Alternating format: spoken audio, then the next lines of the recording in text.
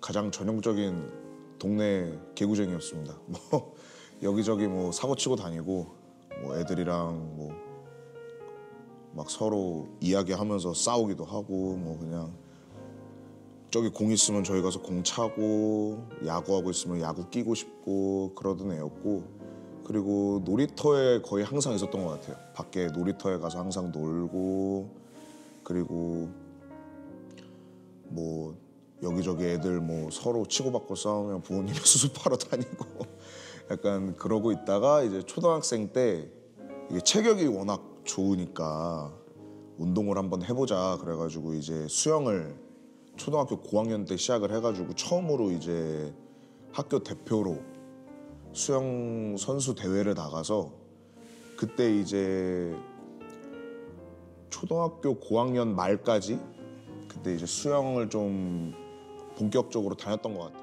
근데 이제 나이가 이제 초등학교 고학년 6학년쯤 가면서 이제 제 동기들과 키 차이가 좀 많이 나더라고요. 그래가지고 병원에 가보니까 이제 키가 170 이상은 클 수 없다라고 얘기를 해주셔서, 그때 이제 수영 선수를 하고 싶다는 걸 그만두고 그 다음에 이제 중학교에 들어갔던 것 같아요.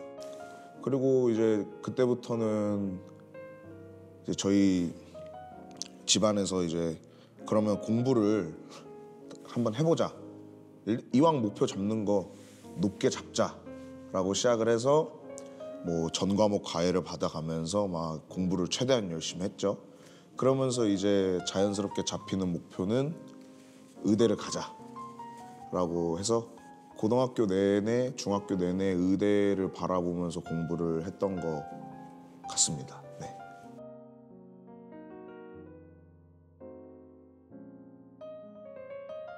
의대를 되게 가고 싶어서 도전을 정말 많이 했던 것 같아요. 일단은 가장 좋은 의대를 가고 싶었고, 그래서 고3 때 이제 수시로 의대 문턱까지 갔었는데 이제 최종에서 떨어지니까 너무 아까운 거예요. 그래가지고 이걸 어떻게 해야 되나, 그래가지고 그냥 생명공학과를 갈까, 가서 의전으로 편입을 할까. 그때는 이제 지금은 없어졌지만 미트가 살아 있었으니까 그걸 준비할까 아니면은 그냥 수능을 다시 공부할까, 이제 부모님과 얘기를 많이 했는데, 그래서 이제 수능을 다시 보는 게 그래도 너가 편입하는 길보다는 좀 더 많으니까 수능을 다시 준비하자, 그래서 기숙학원을 들어갔었죠. 이제 1년 기숙학원을 들어갔는데 그때가 진짜 인생에서 가장 치열하게 살았던 것 같아요.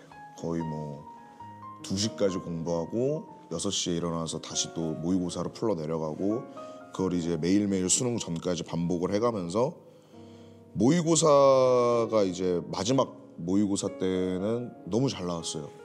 의대를 갈 수 있을 만큼의 성적으로 너무 잘 나왔는데, 이제 수능 날 딱 되니까 너무 떨리는 거예요.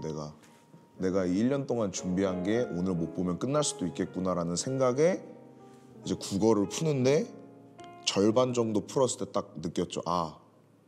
떨어졌다. 왜냐면 제가 계획했던 시간 안에 문제들을 못 푸니까, 나는 이 시간 안에 비문학과 문학을 먼저 들어가야 되는데 그 계획대로 못 가니까 거기서 이제 멘탈이 망가져서 두 번째 수능을 완전히 말아먹고 현역 때보다 못 봤던 것 같아요. 거기서. 그래가지고 이제 자연스럽게 삼수를 하자. 그러면서 또 기숙학원에 들어가서 치열하게 살면서 삶을 살아가는데, 지금 생각해보면 그때는 진짜 너무 힘들었어요. 그냥 진짜 세상이 너무 싫었고, 진짜 까딱하면 막 짜증을 내고 터지고 막 그러니까 그런 게 너무 싫어가지고, 그런 스트레스가 쌓이다 보니까 자연스럽게 뭐 점수는 안 나오고 내가 원하는 데는 못 가고, 그래서 이제 그때 막 자연스럽게 그런 세상의 것과 되게 가까워진 것 같아요. 그러면서 이제 1년을 영어 공부를 하면서 유학을 준비해보자. 왜냐하면 이제 외국 대학이랑 외국 대학 2년을 다니면 의대를 편입할 수 있는 길이 있다. 그래가지고 제가 이제 선택한 게 여기 오기 전에 다녔던 지금 인천 글로벌 캠퍼스에 있는 겐트 대학교를 가게 된 거죠. 그래서 거기서 이제 2년을 다니면서 공부를 하다가 네 그렇게 되었습니다. 네.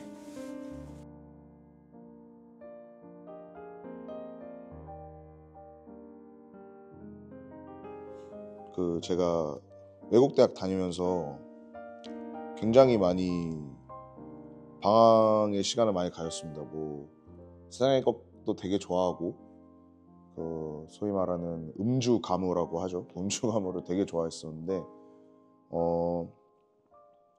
매일 밤마다 술을 마시러 나가고 그리고 매일 뭐 담배도 계속 피고 그리고 나가서 놀고 그런 게 너무 많았는데 어느 순간 그 약속들을 다 하고 마치고 돌아오면서 그런 생각이 좀 들더라고요. 내가 이 모임을 왜 계속 갖고 있는 거지?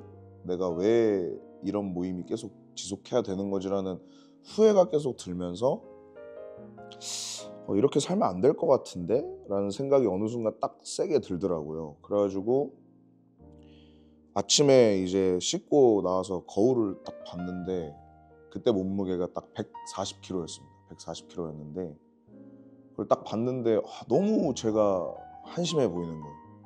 너무 뭐 세상에서 봤을 때는 좋은 대학을 다니고 그리고 공부도 잘하고 그리고 사람들과도 잘 어울리고 잘 놀고 이런 사람인데 제가 봤을 때는 너무 막 사람이 망가져 있고 너무 한심해 보이는 거예요. 그래가지고 제가 이렇게 살면 안 되겠다. 너무 내 자신을 절제도 못하고 그래가지고 어떻게 해야 될까 고민을 많이 하던 찰나에 어머니 아버지는 계속 교회를 다니셨으니까 저는 그래도 주일날만 교회를 나가던 사람이었는데 이제 교회 형들을 봤는데 되게 멋진 거예요. 자기 일도 잘 해내가면서 주변 사람들도 잘 만나가고 절제도 잘하고 너무 멋있게 살길래 나도 그러면 좀 내 자신을 가꾸고 열심히 살아가는 방법이 뭐가 있을까라고 생각을 하다가 교회에서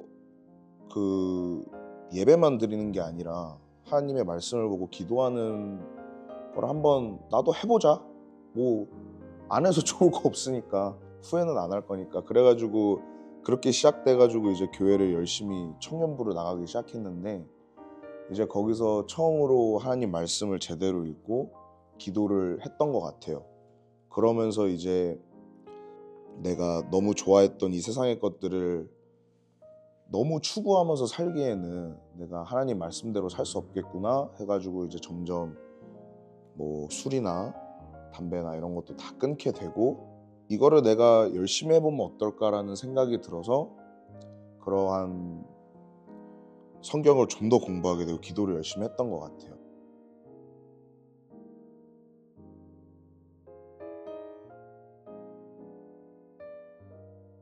신학교를 이것저것 알아보면서 교단에 대해서 그때 처음 이제 인지를 하게 됐어요. 저는 이제 계속 장로교만 다녔으니까 다른 교단이 있다는 것도 알고는 있었지 이제 교단별로 어떤 모습으로 주님을 섬기고 있을까를 이제 그때 가서 처음 봤는데 여러 교단의 교회 그냥 가장 대표되는 대형 교회들의 예배들을 살펴봤을 때 제가 보기에는 감리교 교단이 이렇게 예배를 드리는 모습과 찬양을 하는 모습이 제가 추구하고 원하던 그런 사역의 모습과 가장 가깝다고 저는 생각을 해서 감리교 신학대학교를 오고 싶다는 마음이 커져서 그래서 오게 되었습니다. 이 감리교를 고민하면서 정말 많이 상담을 나눴던 게 저희 삼촌이에요. 저희 삼촌은 목사님이신데 장로교 목사님이시지만 정말 많은 교단의 목사님들과 교류를 하고 계시거든요. 그래가지고 저희 삼촌이 제가 계속 고민하던 시기에 너무 교단에 얽매이지 마라. 네가 하나님의 말씀을 전할 거지. 네가 교리를 너무 막 거기에 갇혀서 생각을 하는 순간 너의 선택의 폭이 너무 좁아진다 라고 말을 해가지고 저희 삼촌이 한번 네가 잘 기도를 해보고 이 교단이 바뀐다고 해서 큰일이 나는 게 아니다라고 항상 말씀을 해주셨어요. 그리고 그 고민에서 점점 이제 해결책을 찾고 있는 찰나에 이제 저희 미국에서 살고 있는 사촌 동생이 와가지고 저랑 이제 또 이야기를 많이 했는데, 그 친구가 이제 저에게 얘기를 해줬는데, 자기는 어릴 때 장로교를 다니고 성인이 돼서는 감교를 다니고 지금은 성결교를 다니면서 내가 믿는 하나님이 흔들리지 않으면 교단이 바뀌는 건 자기는 상관없다고 생각하는 거예요. 그래서 제가 그 말을 듣고, 이 교단을 초월해서 학교를 가서 하나님의 말씀을 배우는 것이 절대 잘못된 일이 아니구나. 내가 결국에는 내 중심에 하나님을 잡고 내 안에서 하나님의 말씀을 전하겠다는 마음만 흔들리지 않으면 어떤 교단을 가든 어디서 공부를 하든 결국에 하나님의 말씀을 전하고 싶은 마음이 있는 거니까. 네, 그래서 저는 감리교 신학교 대학교에 오게 된 것 같아요. 학교에 들어와서 가장 놀랬던 거는, 저는 신학대학교라고 해서 굉장한 제약이 많을 줄 알았어요. 무조건 예배에 다 와라, 무조건 찬양할 때 손을 들어라, 이런 걸 막 시키고 그런 걸 줄 알았는데, 굉장히 채플 시간도 자유롭게 예배를 드리고, 그리고 수업도 저는 되게 경건하게 들어야 되나, 옷을 되게 단정하게 입고 와야 되나, 이런 고민이 되게 많았는데, 이제 제가 봤던 이제 신학대학교에 대한 편견이죠. 그래서 왔는데 그냥 일반적인 대학교더라고요. 그냥 예배 시간이 있는, 그리고 예배 시간, 수업 시간마다 교수님들이 기도를 해주고, 그 모습이 너무 좋더라고요. 그래가지고 자유롭게 찬양을 듣고, 그런 모습에서 내가 생각하던 그런 되게 제약이 많고 제한할 것 같았던 신학대학교랑은 굉장히 다르다. 그래서 너무 좋다. 이런 데서는 정말 다양한 사역의 모습들을 찾을 수 있겠다라고 느꼈던 것 같아요.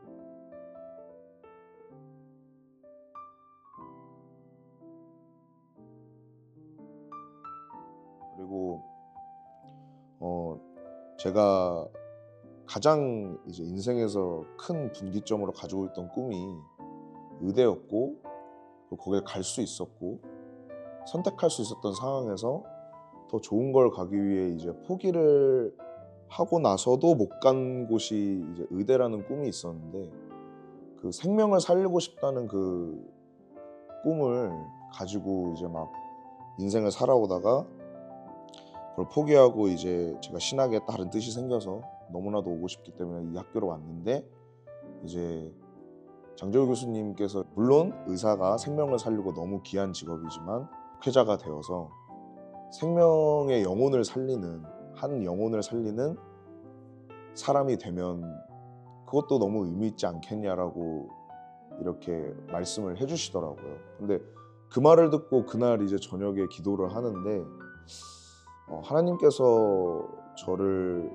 이렇게 입시에서 힘들게 하고 제가 제 능력대로만 가고 싶었다고 했던 그런 대학교들을 다 떨어뜨리고 지금 이 길로 들어오게 한 이유가, 내가 물론 생명을 살리는 것도 너무 귀한 일이지만 사람들의 영혼을 구원하고 살리는 일이 더 내가 잘할 일이고, 그리고 주님께서 저에게 허락해 주신 일이라는 거를 느낀 것 같아요.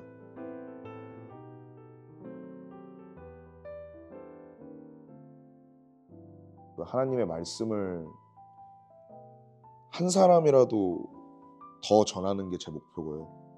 그리고 제가 사역하는 동안에 제가 사역하는 모습을 보고, 그리고 제가 전하는 찬양과 말씀을 보고 만약 한 사람이라도 주님의 품으로 돌아올 수 있다면 저는 그게 가장 제가 하고 싶은 사역이고, 그리고 제가 가장 꿈꾸는 그런 목회의 모습이 아닐까 생각합니다. 나는 하나님의 말씀을 전하는 사람입니다.